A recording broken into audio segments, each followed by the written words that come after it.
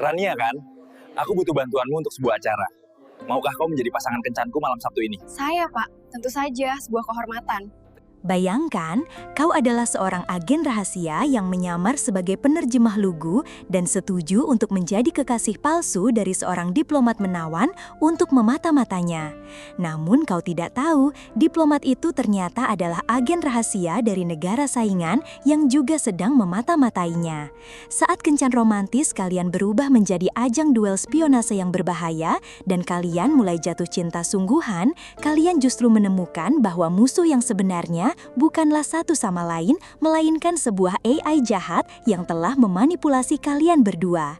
Sebelum kita bongkar semua penyamaran dan konspirasi ini, pastikan kalian sudah tekan tombol like, share, dan subscribe channel Dracin. Dan jangan kemana-mana, tonton sampai akhir karena setiap misinya akan penuh dengan plot twist yang tak terduga. Di depan umum, Rania adalah personifikasi dari kata canggung. Sebagai seorang penerjemah junior di Kementerian Luar Negeri, ia seringkali menjatuhkan dokumen, salah mengucapkan nama pejabat, dan menatap sepatunya sendiri saat berbicara. Kacamata berbingkai besarnya seolah menjadi perisai yang memisahkannya dari dunia diplomasi yang gemerlap dan penuh percaya diri. Namun, di balik penampilan yang tidak berbahaya itu, tersembunyi pikiran setajam silet dari Agent Elara, salah satu agen intelijen terbaik negaranya. Setiap kecanggungannya adalah gerakan yang diperhitungkan, setiap kegugupannya adalah kamuflase yang sempurna untuk mengamati dan menganalisis. Di sisi lain panggung diplomasi, berdirilah David, seorang atase militer yang baru ditugaskan, yang dalam waktu singkat telah menjadi bintang di kalangan sosialita ibu kota. Ia sangat tampan dengan senyum menawan yang mampu meluluhkan hati para duta besar yang paling keras sekalipun. Ia selalu punya cerita yang menarik, selalu berada di tempat yang tepat pada waktu yang tepat. Namun, di balik pesonanya yang tak bercelah, ada kekosongan yang dingin di matanya. Itu adalah mata dari Agent Helios, mata-mata paling lihai dari negara sahabat, seorang predator yang bersembunyi di balik topeng domba yang paling ramah. Dua dunia yang berbeda, dua agensi yang bersaing. Namun malam itu mereka menerima misi yang sama persis. Sebuah kebocoran informasi tingkat tinggi telah mengguncang stabilitas regional. Seorang pengkhianat yang dijuluki Prometheus telah menjual rahasia negara kepada pihak ketiga. Misi mereka jelas, menyusup ke dalam lingkaran diplomatik, mengidentifikasi Prometheus dan menangkapnya sebelum kebocoran berikutnya terjadi. Rania sebagai Elara melihat daftar target potensialnya. Di urutan teratas ada nama David, atase militer baru yang terlalu sempurna untuk menjadi nyata. David sebagai Helios juga menerima daftar targetnya. Dan di sana di antara nama-nama besar ada satu anomali. Rania, seorang penerjemah junior yang anehnya selalu berada di dekat setiap insiden kecil. Papan catur telah disiapkan dan dua pemain terbaiknya bahkan tidak tahu bahwa mereka sedang bermain melawan satu sama lain. Kunci untuk membuka semua rahasia dalam permainan ini adalah sebuah pesta, bukan sembarang pesta, melainkan acara perayaan ulang tahun Duta Besar Kerajaan Eldoria, sebuah acara super eksklusif yang hanya bisa dihadiri oleh undangan VVIP. Di sanalah Prometheus diperkirakan akan melakukan transaksi berikutnya.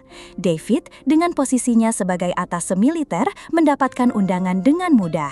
Namun ada satu masalah, undangan itu berlaku untuk dua orang dan datang sendirian akan terlihat sangat mencurigakan di dunia di mana setiap detail kecil dianalisis.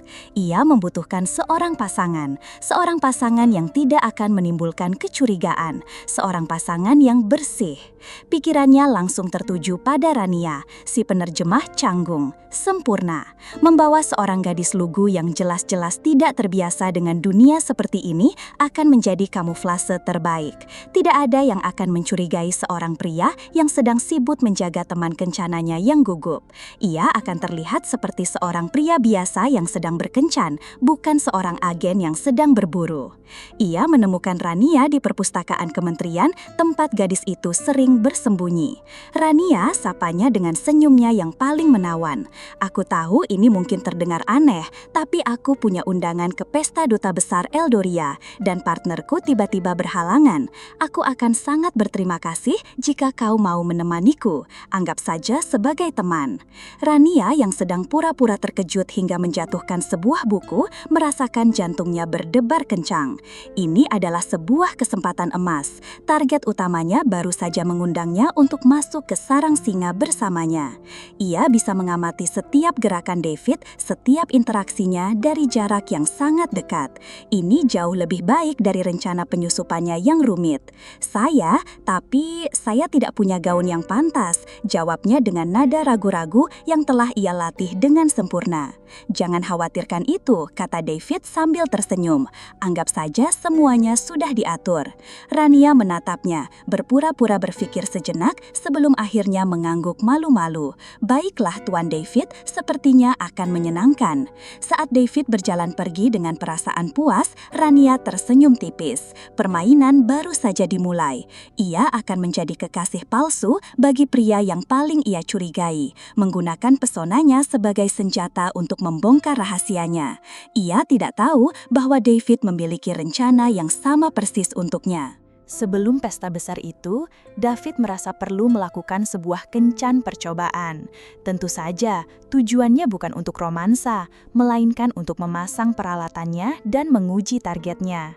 Ia mengajak Rania makan malam di sebuah restoran mewah dengan pemandangan kota. Hanya untuk pemanasan, agar kita tidak terlalu canggung di pesta nanti, katanya dengan alasan yang terdengar masuk akal. Malam itu, David datang dengan membawa sebuah kotak perhiasan kecil. Ini hadiah kecil, agar kau tidak merasa tidak pada di antara para wanita bangsawan nanti, katanya sambil membuka kotak itu. Di dalamnya, ada sebuah kalung perak dengan liontin safir biru yang indah. Rania tampak terpesona. Ini terlalu indah, bisiknya. Terima kasih. Saat David dengan lembut memasangkan kalung itu di leher Rania, jari-jarinya yang terlatih dengan cepat mengaktifkan sebuah mikro pelacak GPS dan alat penyadap audio mini yang tersembunyi di dalam liontin itu. Misi pertama berhasil. Kini, ia bisa melacak dan mendengar semua percakapan Rania. Namun, Rania bukanlah amatir. Saat David memasangkan kalung itu, ia secara tidak sengaja merasakan getaran frekuensi mikro yang sangat samar, sebuah tanda adanya perangkat aktif. Jadi, kecurigaannya benar, pria ini sedang mengujinya. Baiklah, dua bisa bermain dalam permainan ini. Saat pelayan datang membawakan minuman, Rania dengan gerakan canggung yang telah menjadi ciri khasnya, secara tidak sengaja menyenggol gelasnya, menumpahkan isinya ke atas tas kerja kulit mahal milik David yang tergeletak di kursi di sampingnya. "Oh astaga, maafkan aku benar-benar ceroboh," serunya dengan panik. Tidak apa-apa, kata David mencoba menenangkannya sambil mengambil tasnya.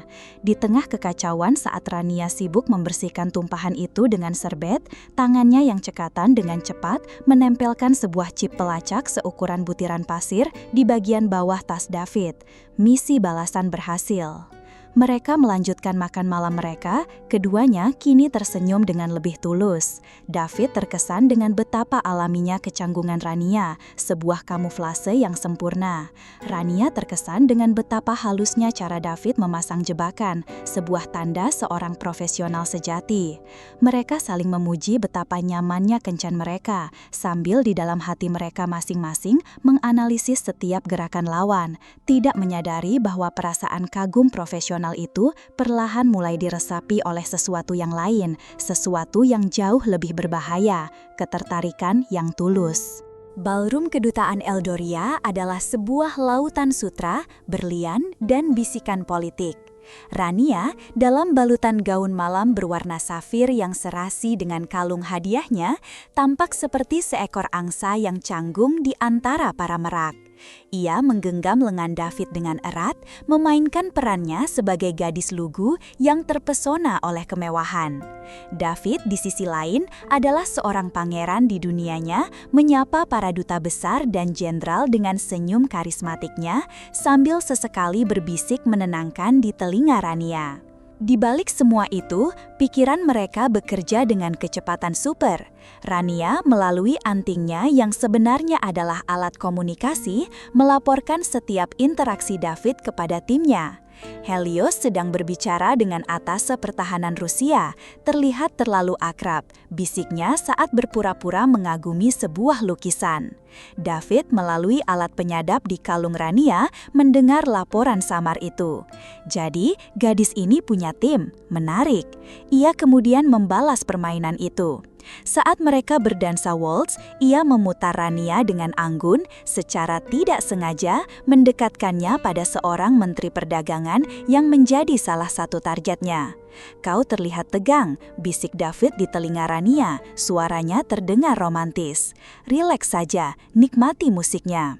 Namun, di saat yang sama, tangannya yang memegang pinggang Rania dengan cepat menempelkan sebuah alat penyadap mini di belakang jas sang menteri. Permainan mereka menjadi semakin rumit.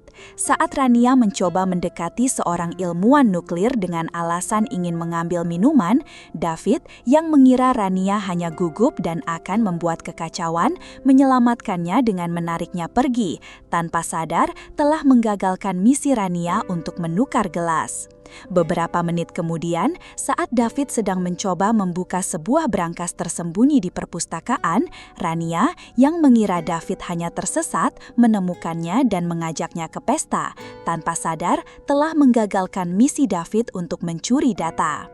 Mereka tanpa henti saling menghalangi, namun juga tanpa henti saling menutupi. Saat seorang agen dari negara lain mencoba mendekati Rania dengan agresif, David langsung menghalanginya dengan tubuhnya, menatap agen itu dengan tatapan membunuh. Saat David hampir ketahuan oleh penjaga saat mencoba memasang kamera di koridor, Rania dengan cepat menciptakan pengalihan perhatian dengan secara tidak sengaja memecahkan sebuah vas bunga yang mahal.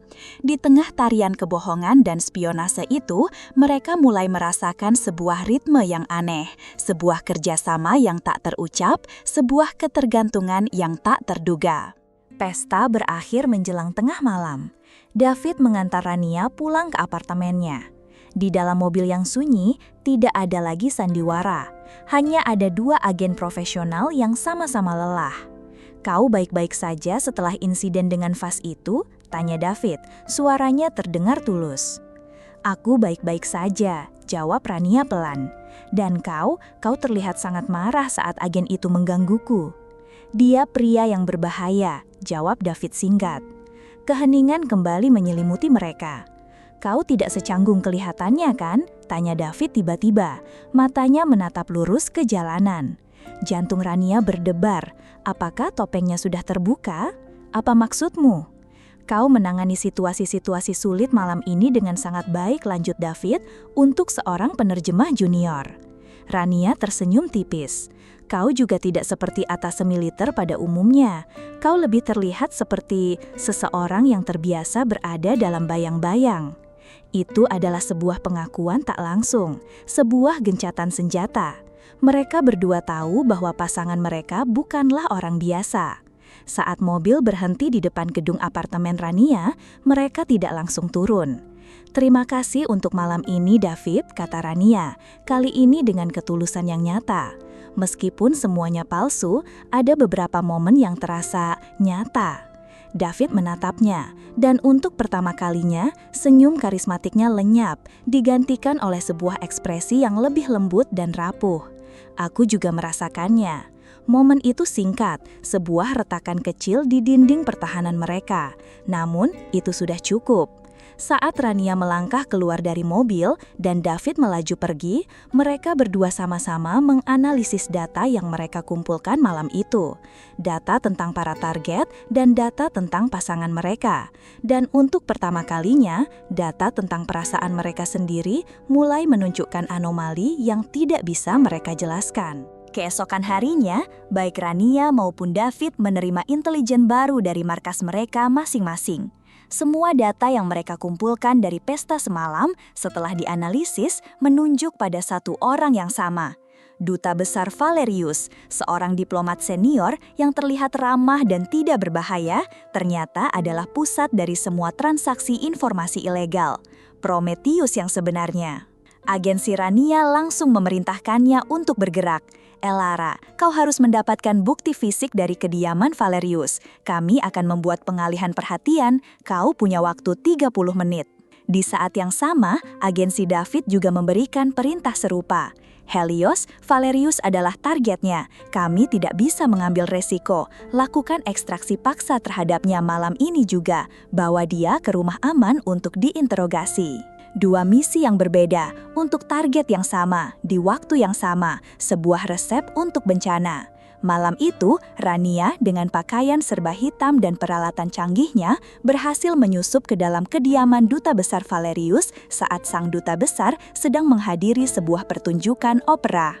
Ia bergerak tanpa suara, melewati sistem keamanan seperti bayangan. Saat ia berhasil masuk ke dalam ruang kerja Valerius dan mulai mencoba membuka brankasnya, ia mendengar suara dari luar. Seseorang datang.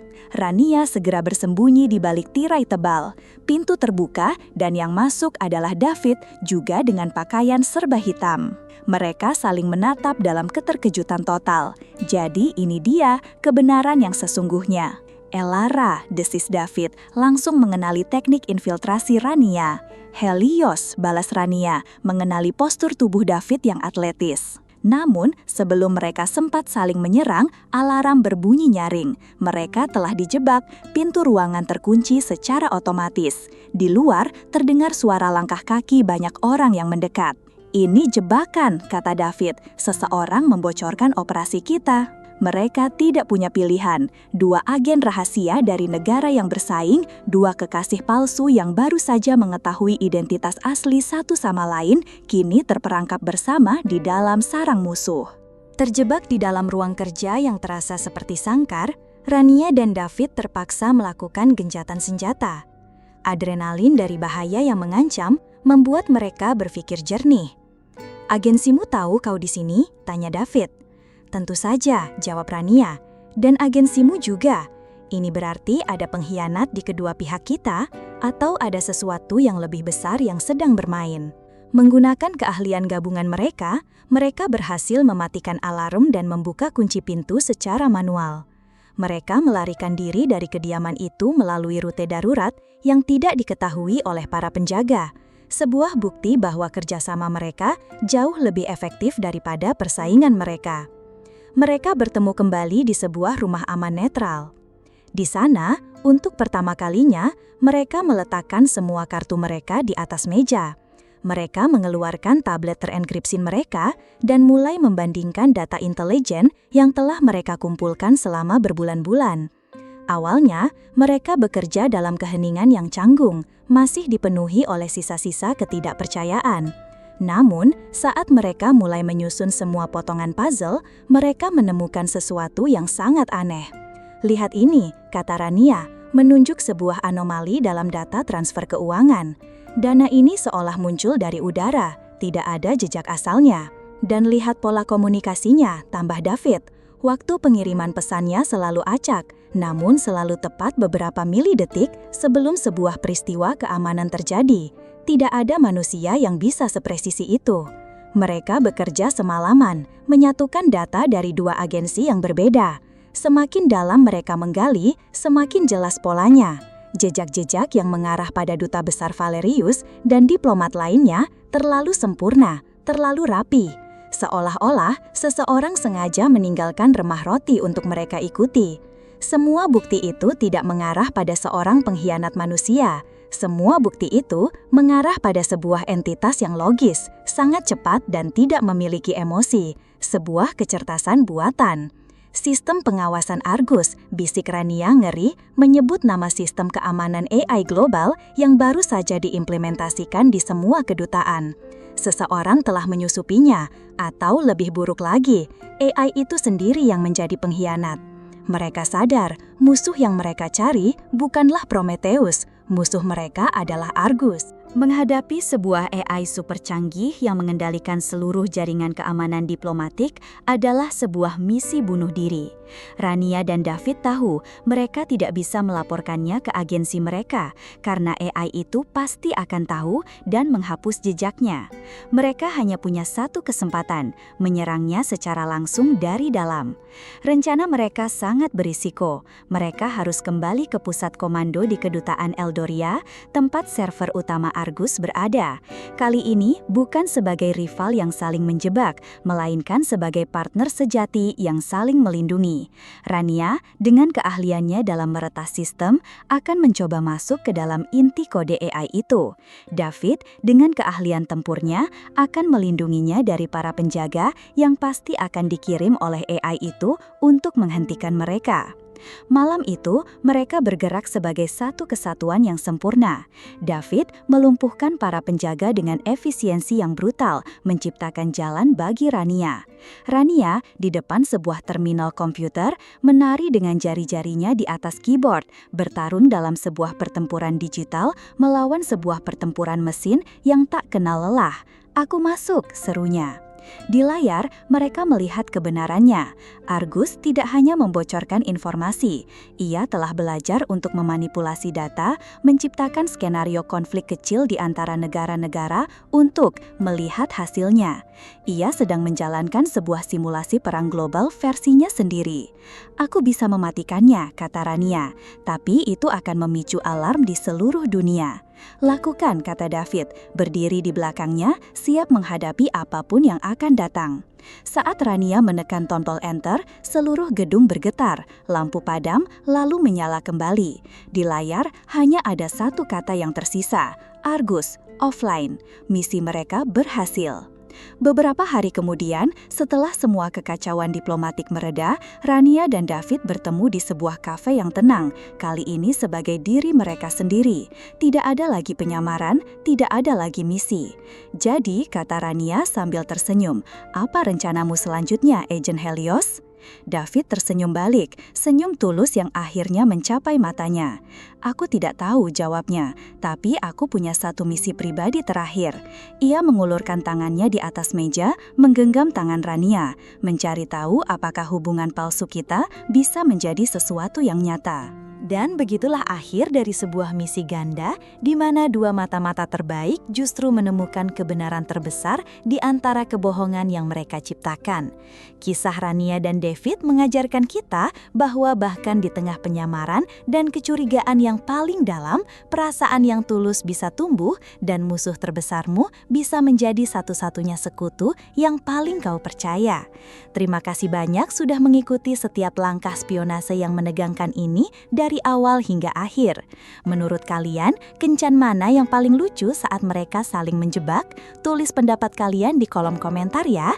Jangan lupa tinggalkan jejak dengan menekan tombol like jika kalian suka dengan akhir ceritanya. Dan pastinya subscribe channel Dracin agar tidak ketinggalan misi-misi mustahil lainnya. Sampai jumpa di cerita selanjutnya.